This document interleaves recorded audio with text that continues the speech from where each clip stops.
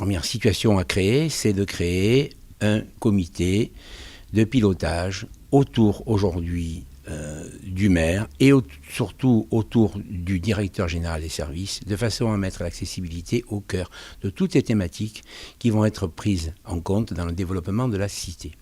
Ce comité de pilotage sera fait des élus concernés, bien entendu, et il permettra donc de porter un regard sur le handicap dès qu'une action positive sera lancée par la municipalité, dès que l'urbanisme, dès que le sport, dès que la culture seront au cœur des décisions à prendre. Celui qui a aujourd'hui la délégation qui est la mienne sera probablement le référent de ce comité de pilotage.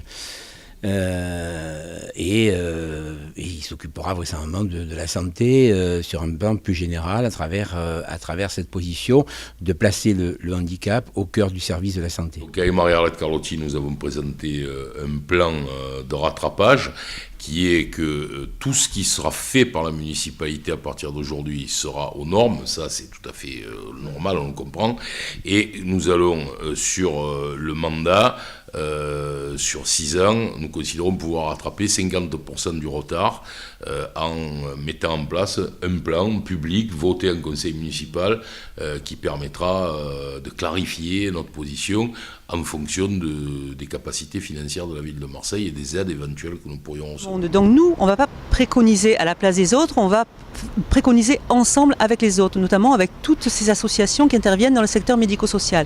Alors bien sûr, nous on a des pistes d'intervention, mais ça sera toujours en concertation avec les associations qui ont l'habitude et les citoyens eux-mêmes. Donc c'est vrai que pour nous, l'accessibilité fait partie des luttes contre les discriminations des personnes, quelles qu'elles soient, parce que l'accessibilité pour les personnes à mobilité réduite, ça fait partie aussi, nous, de l'accessibilité pour tous, les femmes en poussette, les personnes âgées, les femmes avec poussette, les personnes âgées, les gens qui circulent avec des gros bagages, donc c'est un problème fondamental pour nous à Marseille. Moi, je mettrais en place déjà un élu référent qui travaille en transversalité avec tous les adjoints sur toutes les compétences. Un élu référent à l'égalité, à la solidarité, à l'accessibilité et à la lutte contre les discriminations. De cette façon-là, on aura le souci que dans toutes les compétences, après bien entendu avoir fait un audit, un diagnostic, établir des priorités, nous puissions programmer budgétairement quels sont les différents travaux à faire dans cette ville, en commençant déjà par une action municipale qui permette l'accessibilité aux services publics municipaux, avec de la formation aussi pour les personnels municipaux, et puis avec le souci de travailler du logement jusqu'au travail, en passant par l'école et puis les loisirs, de façon à ce que cette ville devienne plus accessible. Alors c'est certain qu'il faudra sur plusieurs années des investissements colossaux, mais je crois qu'il faut aussi sensibiliser, il faudra donc être à l'initiative de campagnes de sensibilisation, d'événements aussi culturels, sportifs, pour sensibiliser et faire que cette ville soit vraiment plus égalitaire et accessible.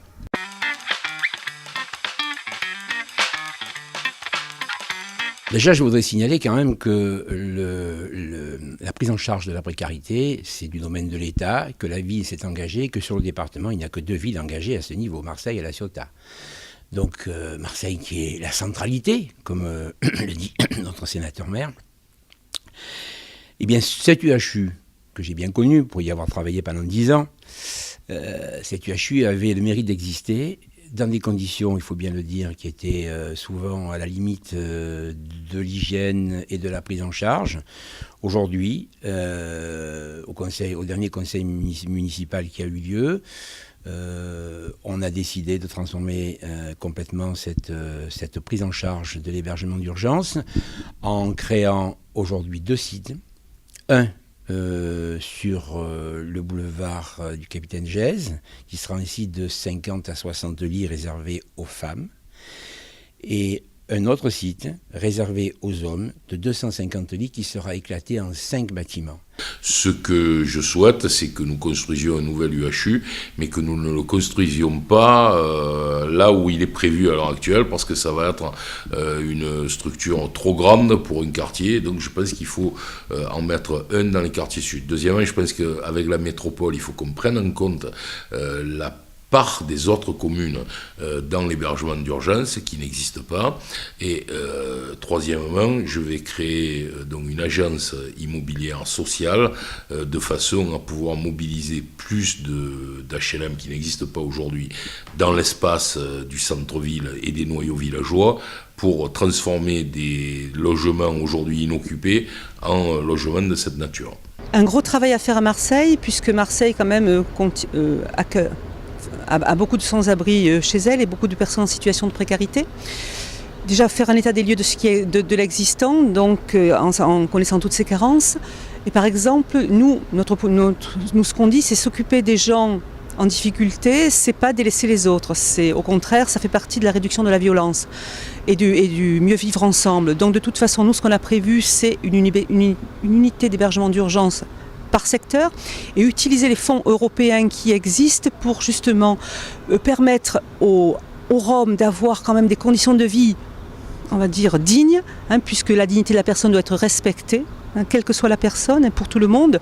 Donc accès à des toilettes, accès à des sanitaires, et de même la réhabilitation de tous les centres d'hébergement et de réadaptation qui existent, justement avec des points d'eau et tout ça. Mais ça passe aussi par la mobilisation des fonds qui existent et qui ne sont pas actuellement mobilisés. C'est une volonté quand même de notre liste de voir les financements qu'on peut avoir et les utiliser.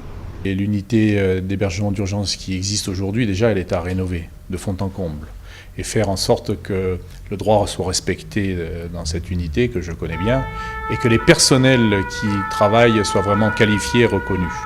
Mais il faut créer 2 autres unités d'urgence et pas simplement cantonner dans les quartiers nord, puisque celle qui existe était à Madragueville. Il en faudrait une dans l'est et une dans le sud de Marseille.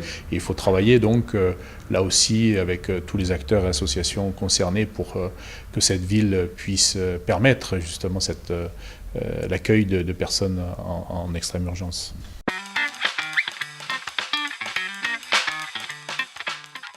Alors j'ai constaté que l'isolement qui touche bien sûr particulièrement les personnes âgées, touche aussi d'autres populations. On peut considérer qu'un quart de personnes sont dans l'isolement ici à Marseille, donc c'est assez préoccupant. C'est pas un état d'ailleurs, c'est tout un processus à la suite de drames dans la vie vécus, mais particulièrement sur les personnes âgées, je crois qu'il faut aider beaucoup plus les associations qui peuvent permettre d'être à la fois d'identifier ces personnes âgées, de faire de la prévention, mais aussi de les accompagner, c'est-à-dire d'être plus en lien avec des familles. Ce que nous voudrions, c'est que les mairies de secteur soient quand même un lieu de recensement des personnes âgées qui ont envie, par exemple, d'héberger des étudiants et de se mettre en lien avec le Crous pour faire une rencontre entre des personnes âgées et les étudiants, et que même la mairie ait un budget, et ça c'est possible, et dégage un budget pour participer à la location de cette pièce chez les personnes âgées, en échange justement de services d'aide à la personne qui seraient réalisés par ces étudiants. Donc vraiment favoriser l'intergénérationnel. Il y a une responsabilité de la ville qui est en réalité celle des mairies de secteur, qui est l'animation. Donc je crois qu'il faut un peu plus élargir l'animation aux gens qui n'y viennent pas. C'est-à-dire, je m'explique, aujourd'hui, l'animation, elle est faite pour des gens qui sont volontaires, qui viennent, mais il n'y a pas de travail pour aller chercher des gens pour les sortir de l'isolement. Donc je pense qu'il faut que nous mettions en œuvre cette partie de la fonction qui n'est pas remplie, justement en lien avec les soignants, les professionnels, qui pourraient nous indiquer des personnes qu'on pourrait amener à nos après-midi récréatives, à nos thés dansants, etc. J'ai, dans le premier arrondissement, fait cela avec un certain nombre de médecins, et je dois dire que pour une trentaine de personnes, ça a fonctionné. Donc c'est quelque chose qui peut être fait. Mais c'est une volonté quand même très forte qu'il faut avoir, et un travail, donc un service qui travaille avec les soignants ou les associations, sachant à qui ils peuvent s'adresser. Il y a quatre aujourd'hui groupes de gérontaux sur Marseille. Donc ces groupes se sont réunis aujourd'hui en un travail commun, avec aussi les CLIC, qui sont aussi des acteurs importants du tissu de la prise en charge des personnes âgées. Et puis vous savez très bien que j'ai beaucoup travaillé dans le handicap, dans la maladie d'Alzheimer, et qu'au travers de la maladie d'Alzheimer, nous avons continué cette prise en charge grâce à l'accompagnement des Mayas, grâce à l'accompagnement des plateformes, et aujourd'hui, sur un site particulier d'ailleurs, dans le 4e et 5e arrondissement, nous allons ouvrir, d'ici la fin de l'année, un espace d'accueil pour les personnes atteintes de la maladie d'Alzheimer, qui sera un accueil de jour assez important sur un centre municipal d'activité. Ça sera, je crois, le premier centre municipal d'activité qui porte un projet comme ça aujourd'hui sur l'ensemble du territoire français.